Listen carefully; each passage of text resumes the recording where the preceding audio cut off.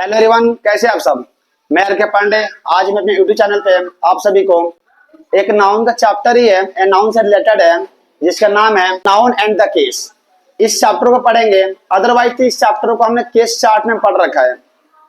फिर आज मैं इसको पढ़ाने चल रहा हूँ। देखिए ध्यान से, केस का मतलब क्या होता है ये समझिए ध्यान से। केस का हिंदी होता है कारक। आगे देखिए, काइंड्स ऑफ केस यानी केस का प्रकार। पहला आता है नॉमिनेटिव केस। नॉमिनेटिव केस को हिंदी में बोलते हैं कर्ता कारक।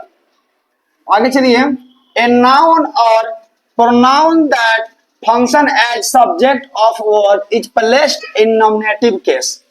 नॉमिनेटिव केस में नाउन और प्रोनाउन दैट फंक्शन करते हैं किसके, subject of a word is place of nominative case. यानी नॉमिनेटिव केस में जितने भी प्रोनाउन आते हैं, नॉमिनेटिव केस में जितने भी प्रोनाउन आते हैं वो सारे क्या प्लेस ऑफ सब्जेक्ट है, सब्जेक्ट की जगह पे वो आते हैं।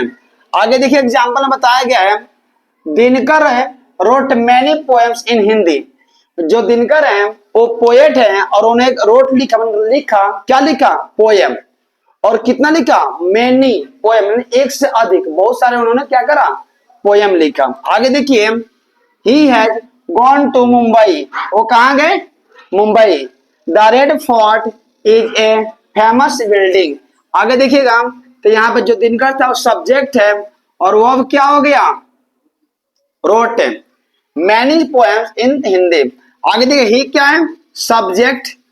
द रेड फोर्ट क्या है, सब्जेक्ट। यानी देखिए दिनकर नाम है, ही क्या है, प्रोनाउन है। यानी जो भी सब्जेक्ट, जो भी नाउन है या कोई प्रोनाउन सब्जेक्ट के जगह पे आता है, ये सारे के सारे क्या कहलाएंगे, नॉमिनेटिव केस कहलाएंगे। Thank you for this watching video.